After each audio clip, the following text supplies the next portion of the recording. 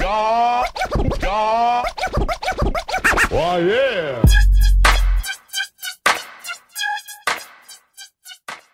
Guys! One of my main concerns as a female drug policy activist, especially on a college campus, is the combination of sex and drugs. Most people would argue that sex is good and can lead to very pleasurable experiences. Many people would also argue that drugs can lead to pleasurable experiences as well. So then, what's the problem when sex and drugs mix? Doesn't good and good automatically equal more good? Let's talk about sex first.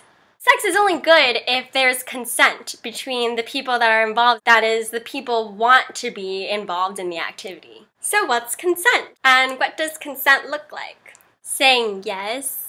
You can tell through actions like someone leaning in a little bit more or taking off their clothes. So with consent, sex is good. But without consent, it turns into sexual assault. Pretty obvious, right? So then, why do people still rape? 97% of rapists/sexual assaulters walk away completely free of consequences. And a lot of it has to do with our culture. If a woman is sexually assaulted, the first questions aren't, "Who did this to you?" Don't blame yourself. It's not your fault. But rather, well, what were you wearing?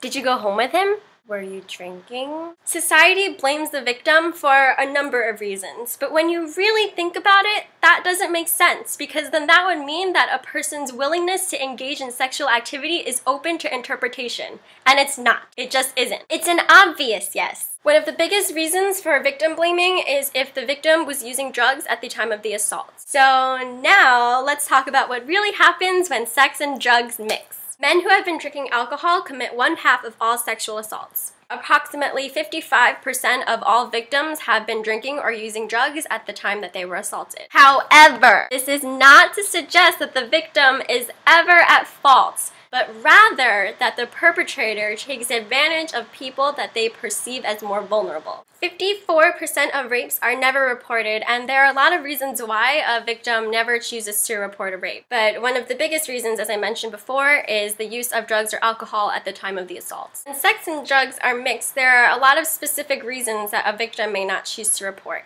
1. The victim may not consider what happened a sexual assault because they were using drugs willingly. Society's stereotypes say that if a woman was drinking alcohol, and that means she's asking for sex. But remember, sexual assault is just any sexual activity that occurs without the consent of both people. 2. Many drugs can impair a person's memory, and so if a victim can't remember all of the details, she might never report it because she fears that people won't believe her. 3. Drugs can make a person less in control of their bodies, so at the time of the assault, the victim might not have been able to say no, making her think that it wasn't really an assault, but just bad sex. But if you just think a little bit, the absence of no does not equal a yes. 4.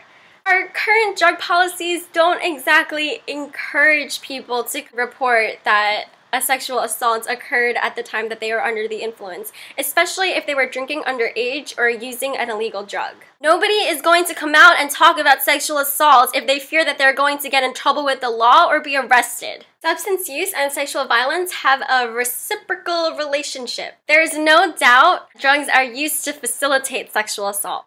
In addition, a victim might have been addicted to drugs prior to the assault. The victim might use drugs or alcohol as a way to cope with the assault. And that may or may not turn into an addiction, leading to an endless cycle. There are actually 2 levels of complications that arise when drugs and sex mix.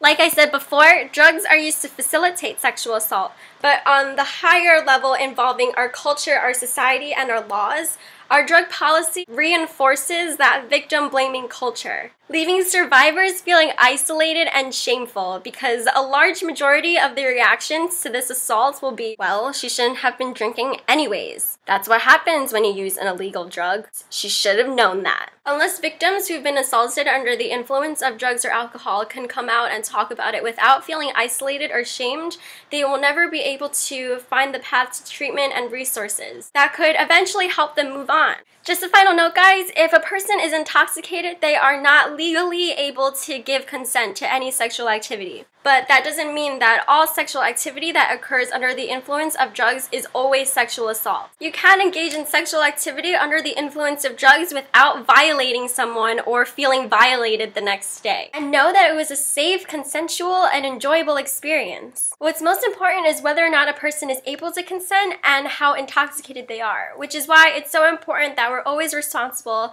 and that we're using our best judgment. Stay sensible, guys!